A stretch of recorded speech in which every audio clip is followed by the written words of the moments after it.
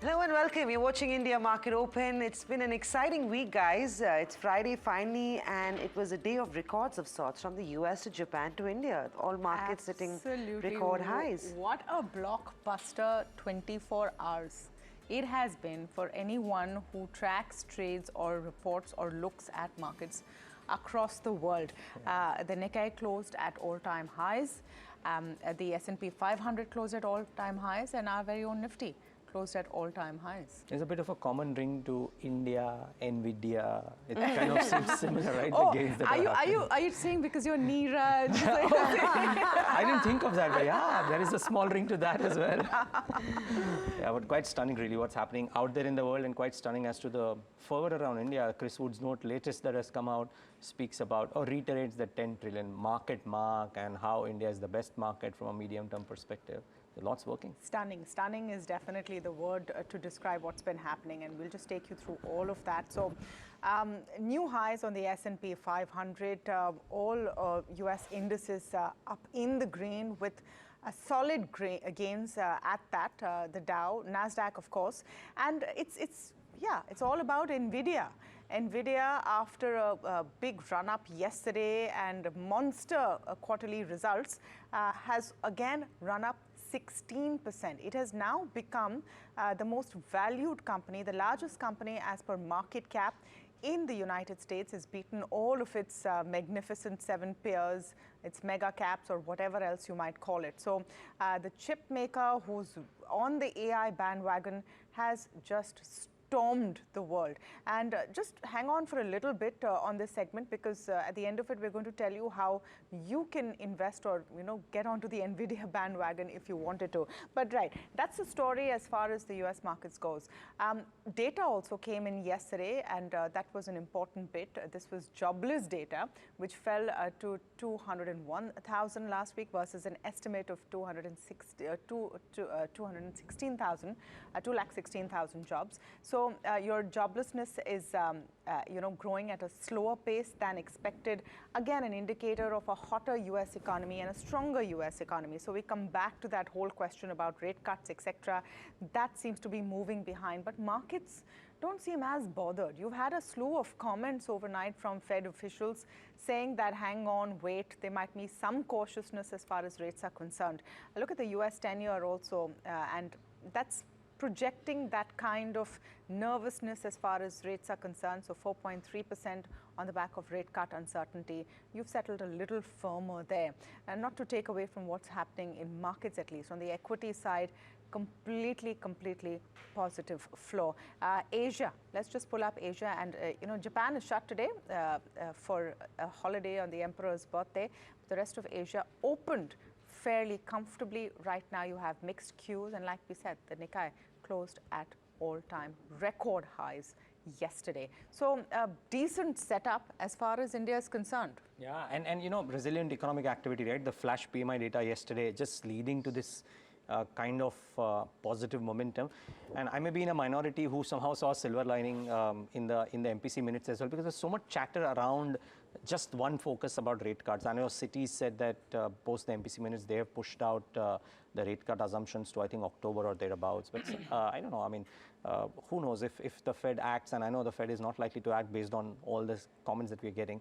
But somehow, I don't know, just that economic activity, the chatter around rate cuts being so high or rate action being so high, somehow some constructive cues. I don't know if the two of you agree with that or no, but just, sorry. I'm going to add to one more constructive cue. So there was this data that came out where overseas investors who do not have direct access or license into India's debt market are actually going after supranational bonds. To put a number to that, that is indirect exposure to the Indian bond market, and this is all ahead of the inclusion to the JPM index and, of course, the elections, which are around the corner. $3.2 billion. It's a 5-year high on the amount of supranational bonds that were subscribed to in 2023. So if you can't get India to direct access, you're playing proxy India by entering these bonds and accessing these markets. So yes, those reports, equity markets, debt markets, nothing seems to be stopping us. Yeah. And just on the MPC and the rate cuts, more and more consensus that the Reserve Bank of India may not have to wait or may choose not to wait for the Fed to make the first move? You know, those voices coming in more and more fervently. You might see something as early as August as far as India is concerned, even though the Fed may act in October. Yeah. So that will be a first of a type in sorts. It's not happened in over a decade, I think, where the RBI has cut rates before the Fed. So just that, except for the COVID period wherein we acted. yeah, not from and rate we cut, were but more monetary fiscal, so that was a Yeah. different aberration. But yeah, so somehow, like I said, I may be a minority, but somehow it seems that that PMI data plus this MPC minutes, does it kind of make it but constructive maybe? And the technical data, VIX continues to stay subdued, if you will, and lower volatility is great because everybody was saying that maybe volatility just keeps on edging up closer to elections. Somehow that hasn't happened. PCR is not really out of bounds. Yesterday was about 0.89 or thereabouts, so not out of bounds and not out of whack. And quant indicator still conducive for steady up move. So we had an up move yesterday. We kind of yesterday spoke about it in the trade setup too. Hopefully, from a bull's perspective, that continues. And just from a sector perspective, somehow it just seems that what might be the center of attention might not be India dedicated moves, but driven by China, because metals just so firmly in play. Every second analyst on the channel for the last 3 days, or the last 2 days that I've been anchoring, and the one day that I watched it, somehow spoke about metals all through and through. And so if China-led moves on metals, plus policy-led beneficiaries, we've seen what's happened to space stocks yesterday. Sona BLW will be a case in point today. So I think the policy-led beneficiaries somehow continue to remain in the thick of action. So that's a pocket one needs to I monitor. think bulls are looking for triggers. Yeah, most There certainly. isn't too much in terms of triggers. Your earnings season is behind us, and this is, I guess, not just locally, right? Globally as well. Yeah. You don't have too much to look forward to apart from elections all over the world. And you know, both of you mentioned China. While China is the trigger for metals in India, this is one thing I think investors and traders will keep on the radar, because if China picks up in terms of this liquidity push, if we as a beneficiary of a liquidity push in China is helping metal stocks, I just hope it doesn't spoil the party for Indian equity markets when it comes to foreigners. Sorry. Yeah. No, after you. So that's a set of questions that you know, I've been asking analysts through the week on the various shows we do. So 2 points of view over there, and that's an interesting one, Samina, that initially some of the money will go to China at India's cost, but overall, as the quantum improves, when you know confidence in China also builds up, India will long term also be a beneficiary as part of the EM basket. And I think the good news is this market is all about DIIs. The incremental money still hasn't come in, but the markets still seem to be making record highs. Look at what happened something yesterday. to be excited about. Absolutely. Look at what happened yesterday. DIIs net buy 1,800 crores, 1,824. FIs net sale 1,410 crores. So you've hit new highs with DIIs pushing through. No, just one point before we get to stocks or maybe something else. But yesterday, Nomura put out this note wherein the talk around EMX China. EMX China is 2 billion incremental flows out of the 15 that have happened in the past 3 or 6 odd months, at the data that they're analyzed. So EMX China is not that great, and if anything, hopefully a China revival spurs EM flows, and those EM flows maybe also aid the policy or the passive flows towards other EMs like India. So who knows, it might work quite conversely to what everybody's penciling in.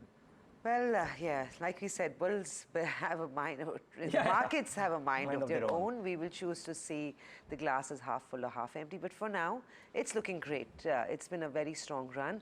Global equity markets, like we indicated, from Wall Street to Japan to India, made records highs in close yesterday.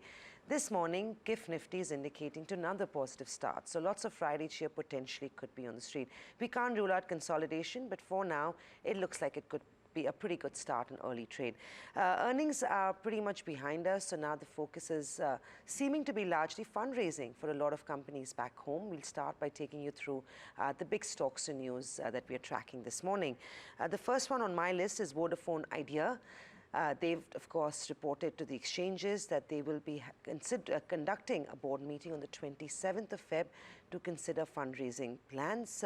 They also said that the board will consider, evaluate any and all proposals for raising of funds in one or more tranches, either by the way of a rights issue, FPO, private placement, including a preferential allotment, qualified institutional placement, or through any other permissible routes.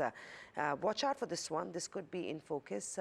They clearly, Mr. Birla has indicated they're not looking to exit the business. They're looking for only additional funding, and various routes to do so will be considered. The stock was a big gainer in trade yesterday. May continue to see a little bit of movement in today's day of trade as well. Well, like I said, it's a season of fundraising. Angel One as well has indicated that they will be looking to raise 2,000 crores through a preferential issue, QIP, or any other modes. This announcement or notification came in late last evening. They've said that the purpose of this fundraise is to augment and build financial flexibility to grow the business and harness various emerging opportunities both within the existing broking business across the inorganic universe within the fintech space. So that's why they're looking to raise money. Remember, they posted earnings. It was a spectacular quarter for Angel One. The numbers more or less ahead of expectations for most players that are servicing the capital market. Well, apart from that, IRB Infra as well usually reacts to news points quite significantly. The company has also approved raising FX bonds this time, $550 million worth of FX bonds. The stock went up higher yesterday. Could continue to see some interest in today's day of trade as well. Yeah. Just on Vodafone, what a run-up for a company that everyone wonders how long it will last. And yesterday, all the focus was on Kumar Mangalam Birla speaking about his foray into the paints business. But a very important comment he made when asked about Vodafone, that we have no plans to exit the telecom business, and we're looking for more investors. And massive run-up on that stock as well. I think Indus Tower would be in focus because of this as well. Frankly, if Vodafone does what it does, Indus Tower is in the ban, but won't be surprised to see Indus Tower actually have a good move today as well. In fact, I think the Birla Group has been in the news all week actually, from Novelis, Hindalco, now the paint business, and of course a fundraising plan for Vodafone. Idea.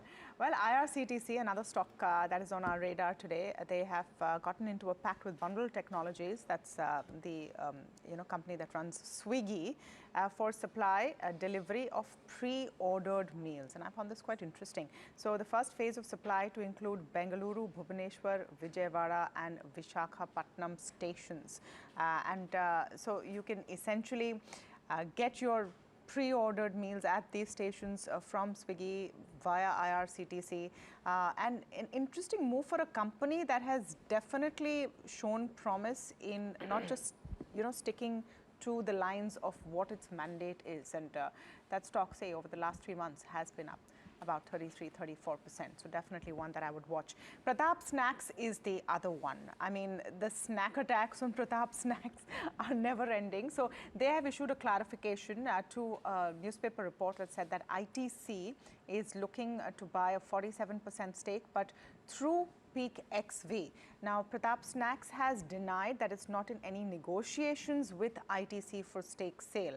Now, that's quite different to what the news at least was, because the news was not that ITC was in negotiations with Pratap Snacks, but with a VC who has a 47% stake. So we'll have to see how it responds. Remember, just about a month ago, this same stock was up on news that Haldiram's wanted a bite out of it, and they had denied that story then as well.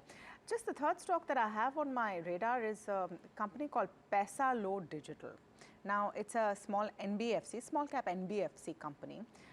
Its 1 month rise is 53% and a whole slew of news. So the latest is that the board has approved raising up to 1,260 crores via QIP. They will also be considering allotments of NCDs through private placement. So they're on a fundraise spree as well. They have recently tied up with Bank of India. They have a tie-up with SBI. So, banking and financial inclusion in rural areas is a focus. So an interesting stock to watch, and we'll see what it does today. But so many more to talk about. So much more to talk about. I think one of the key stocks today could be Sona BLW or Sona Comstar, because it's received the PLI scheme certificate. for traction motor for electric two-wheelers. The City Note kind of lays this out as well, that the company is the first automotive component manufacturer to receive this PLI certification. They apparently filed some 7 applications. They have gotten this. Very likely, I mean, and the stock was active day before yesterday as well, but very likely that because of this particular piece of news, Sona could be one key stock to monitor in the session today. We of course try and get the management as well, but this would be a very interesting one to monitor. So watch out for the price action on this one. We already spoke about Indus Tower, but watch out for Honasa Consumer. There is a City Note out there. They've initiated with a buy rating and a target price of 550. Most importantly, the last 2 lines on that note, wherein, I mean, aside of the fact that they are seeing strong business prospects, robust growth opportunity, etc., etc., etc., they are saying that the estimated consolidated revenue will post a 25% CAGR till 26. Estimated EBITDA CAGR growth will be 55%. Now, if Honasa does manage to do that, usually growth takes care of expensive valuations. Is Honasa expensive? Certainly is. But is a 50% CAGR, if they manage to do that, take care of some of that valuation piece? One would reckon that maybe it does. So that's the other stock to monitor in the session today. Aside of clutch of brokerage news. Sorry, you wanted to make a point? No, go on. You finish your brokerages. I want to talk about the smaller companies. Oh, okay. Yeah. So no, just this. I think Citi's also hiked the rate on Concor, so that is to be monitored. And Goldman has this very large note. I'm sure Harsh later on at 9 a.m. will bring this out in detail. But we're talking about how banks are not quite seeing the uptick. Goldman, in its note, speaks about Goldilocks period over and multiple headwinds ahead. They have downgraded SBI, ICICI, and Yes, and they have upgraded Bajaj Finance to a neutral. Something that Citi analysts yesterday on the show also stated, that they are now believing that the large downticks that have happened in NBFCs are behind, and they have upgraded Bajaj Finance to a buy as well after the corrective move that's happened. Niraj, because a lot of the active fund managers have actually, towards the end of Jan, increased their exposure to financials, more specifically to private banks. Yeah. So while brokerages putting on these reports are not sold on the space, the guys who are actually making the moves are upping their bets. So and still not making money. So it would be interesting to see if banks the make money I or don't know not. when it's coming. HDFC is prime example of, you know, the kind of interest in private banks as well. Yeah, so I think 4 large brokerages, not brokerages, pardon me, mutual funds, Parag Parikh, HDFC, AMC, Kotak, did increase stake, or they're holding in the HDFC Bank towards the end of Jan. But yeah, but just the valuation argument, that is Bajaj Finance oversold and can it recover? And I think the same argument people would start making at some point of time on OMCs as well. That's the last piece that I have. The stocks have corrected so swiftly that does it at some point of time make them valuable? Because again, right, the earnings trajectory, as the Citi analyst mentioned yesterday, still appears so strong that they are saying that we have bought into this weakness and continue to buy into this weakness. And I heard that talk from 2 key South Mumbai-based large individual investors who mentioned that they are constructive on OMCs after this move that has happened. Maybe if there is a pricing action happens, that marks the bottom for these stocks, because that's the last of the bad news. The overhang goes away. The valuations are great from an earnings trajectory perspective. So watch out for OMCs as well. Could be interesting. I think OMCs has been, it's been Two the flavor. 2 days, 2 negative notes. And suddenly the mood changes, right? Yeah, in 24 hours, how do those fundamentals change? And it's funny because, you know, you weren't there, but Niraj and me spoke to Probal Sen, and he said he was going back to the drawing room every 48 hours to review his rating upward. There was no downward concerns. Yeah, exactly. But like you said, the tide changes very quickly in these markets. But mention of a very small recent listing, Jana Small Finance Bank, listed on the exchanges on the 14th of Feb. 13th of Feb, pardon me, posted numbers. It's a 4,500 crore market cap, so not a very large company. They did post earnings. It's their first earnings, so I'm going to mention it in terms of post-listing. They've recorded a 13% year-on-year growth in net profit, reported at 134 crores for the quarter. Net interest income also grew by 24.5% to 550 crores, and asset quality has actually improved Q-on-Q, with gross NPAs falling 25 basis points Q-on-Q to 2.19, and NPAs also seeing an improvement. So the stock could be in focus. It was up about 4 to 5% in the last 3 odd trading days. We've talked about a bunch of fundraising plans. I'm not sure if you mentioned Texmaco. They as well will be meeting. The board of directors have a scheduled board meet for the 27th of Feb to consider proposals for raising funds. So those are the 2 more that I wanted to add. But anything else? I think it's back to being global.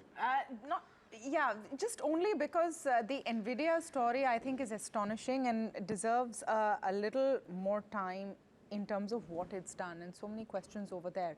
So AI is expected to be the game changer, not just for this year, for the next decade. If there is one company that puts it all together in, okay, so how do you buy into this? Nvidia is right there. They're in chips, they're in AI. They've risen 16% just overnight, single biggest rise since May.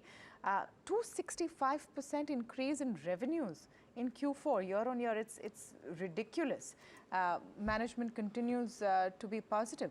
The question over here is how far, and maybe a deeper discussion at some point on what Indian companies are doing, our Indian IT companies or your big 3 or your big 4, anywhere in the AI game at all. But meanwhile, we have Mihika standing by, and she's got this special report together, not just on Nvidia and how we're sitting from afar, gobsmacked at how well it's doing, but how you as an Indian investor can get on the bandwagon. Meka, talk to us about how our viewers, our investors here in India can grab a piece of the pie. Yes, it's rather simple. There are 2 investment routes you can go about. First is the direct investment route, where there are 2 options. One is to open an overseas trading account with a domestic broker like an HDFC, Kotak, or an ICICI Securities that do offer access to an international market. This does require KYC verification and could also have some currency conversion fees applicable, since the funds deposited in the account have to be dominated in US dollars. The second way via the direct investment route is to open an overseas trading account with a foreign broker that does have a presence in India, like a Charles Schwab or an Interactive broker. In the indirect investments, 3 ways to go about it. One is a mutual fund schemes that do have an exposure to the international markets, or you could also purchase a US ETF via domestic or an international broker, or purchase an Indian ETF that is based off international indices. However, it is key to note that the RBI's LRS scheme does only permit an investment up to $250,000 per year for an Indian resident, and there are also certain additional charges that do get included. The first one is the TCS, which is a 5% TCS on the remittances exceeding 7 lakhs. This is not on the whole amount, only the amount that exceeds the 7 lakh value. The US also taxes dividends at a rate of 25%. However, an Indian investor can claim credit in order to avoid double taxation. There are also capital gain taxes that may not be liable in the US, but they are liable on the income gained in India. And there's also brokerage fees and foreign exchange fees, since you will be investing in an international market. Yep. Thanks for that, Mihika. So remember, this piece now continues for a while, but because Nvidia has grabbed eyeballs, I mean, this would have happened at some point of time when Apple hit the 3 trillion mark as well. And currently with Microsoft, Apple and Nvidia in that pecking order, but because of the Nvidia gains that have happened, suddenly the desire to invest in global companies comes to the fore. So multiple ways in which you can do this. Mihika, thanks for putting that out and putting that into perspective.